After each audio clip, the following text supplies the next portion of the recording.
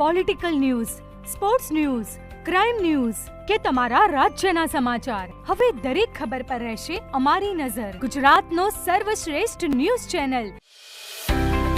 12મા આંતરરાષ્ટ્રીય યોગ દિવસ નિમિત્તે પાટણ ખાતે પીકે કોટાવાલા આર્ટ્સ કોલેજ ખાતે જિલ્લા કક્ષાના કાર્યક્રમનું આયોજન કરવામાં આવ્યું હતું. આ કાર્યક્રમમાં ગુજરાત સરકારના પ્રભારી મંત્રી શ્રી સ્વરૂપજી ઠાકોરના અધ્યક્ષસ્થાને મોટી સંખ્યામાં નાગરિકો, અધિકારીઓ, કર્મચારીઓ અને યોગ પ્રેમીઓ યોગ દિવસની ઉજવણીમાં સહભાગી બન્યા હતા. આ પ્રસંગે પ્રભારી મંત્રી શ્રી સ્વરૂપજી ઠાકોરે જણાવ્યું હતું કે યોગ માત્ર શારીરિક તંદુરસ્તી સાથે જોડાયેલ પ્રવૃત્તિ નથી, પરંતુ જીવનના સમગ્ર દર્શન માટે સંકળાયેલ એક જીવન પદ્ધતિ છે. યોગ માત્ર આસનોનો સમૂહ કે એક દિવસનો કાર્યક્રમ નથી, પરંતુ શરીર, મન અને ચેતનાને એક સૂત્રમાં બાંધવાની પ્રક્રિયા છે. યોગ વ્યક્તિને સંતુલિત સ્વાસ્થ્ય અને સકારાત્મક જીવન જીવવાની પ્રેરણા આપે છે.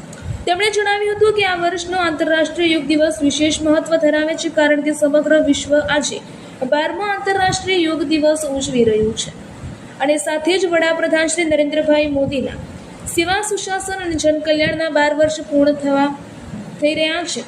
વિશ્વના કરોડો લોકો આજે યોગના માધ્યમથી ભારતની પ્રાચીન જ્ઞાન પરંપરા સાથે જોડાઈ રહ્યા છે. એક એવો સમય હતો જ્યારે યોગ માત્ર ભારતના આશ્રમો અને ગુરુ શિષ્ય પરંપરા સુધી મર્યાદિત માનવામાં આવતો હતો, પરંતુ આજે યોગ સમગ્ર વિશ્વમાં સ્વાસ્થ્ય અને સુખાકારીનું પ્રતીક બની ગયો છે. પ્રભારી મંત્રીશ્રીએ જણાવ્યું હતું કે સંયુક્ત રાષ્ટ્ર સંઘમાં ભારત દ્વારા રજૂ કરાયેલા યોગના પ્રસ્તાવને મળેલું અભૂતપૂર્વ વૈશ્વિક સમર્થન એ સાબિત કરે છે કે યોગ માત્ર ભારતની ધરોહર જ નહીં, પરંતુ સમગ્ર માનવજાતની જરૂરિયાત છે. આ વર્ષના આંતરરાષ્ટ્રીય યોગ દિવસની theme yoga for healthy ageing, અને તેમણે જણાવ્યું હતું કે માત્ર લાંબુ જીવન જીવવું પૂરતું નથી, પરંતુ જીવન સક્રિય, સ્વસ્થ અને આનંદમય હોવું જરૂરી છે. આજની ઝડપી જીવનશૈલી, માનસિક તણાવ, અનિયમિતતા, દિનચર્યા અને ઘટતી શારીરિક પ્રવૃત્તિઓના પડકારો સામે યોગ અસરકારક ઉપાય પૂરું પાડે છે. યોગ વ્યક્તિને શારીરિક સ્ફૂર્તિ, માનસિક સ્થિરતા અને આત્મવિશ્વાસ પ્રદાન કરે છે. આ કાર્યક્રમમાં સાંસદ શ્રી ભરતસિંહ ડાભી, જિલ્લા કલેક્ટર શ્રી પ્રશાંત જીલોવા, નગરપાલિકાના પ્રમુખ શ્રી ચંદ્રિકાબેન રાવળ, જિલ્લા વિકાસ અધિકારી શ્રી CL પટેલ, જિલ્લા પોલીસ અધિક્ષક શ્રી VK નાઈ સહિત વિવિધ વિભાગોના અધિકારીશ્રીઓ, કર્મચારીશ્રીઓ અને મોટી સંખ્યામાં નાગરિકો ઉપસ્થિત રહ્યા હતા. રિપોર્ટર કમલેશ પટેલ, પાટણ. આજે આપણે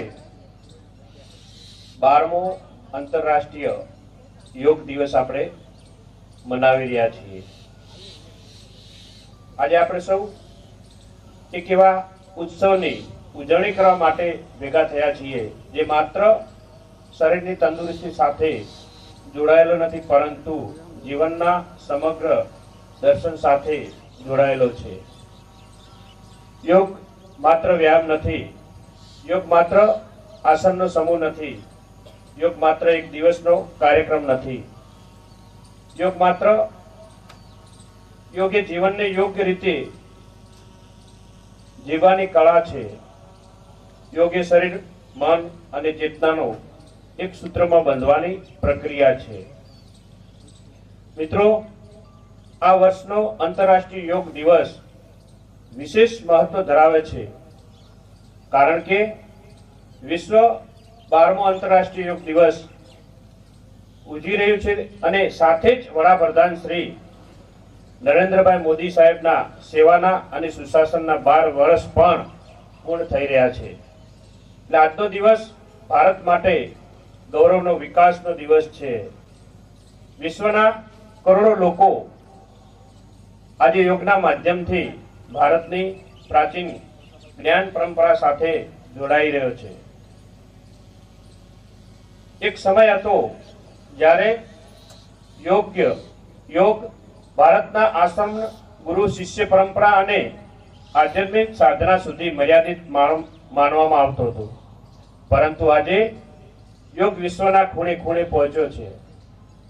આ પરિવર્તન પાછળ દેશના યશસ્વી વડાપ્રધાન નરેન્દ્રભાઈ મોદી સાહેબની દૂરંદેશી વિચારસરણી અને અવિરત પ્રયત્નો રહેલા છે.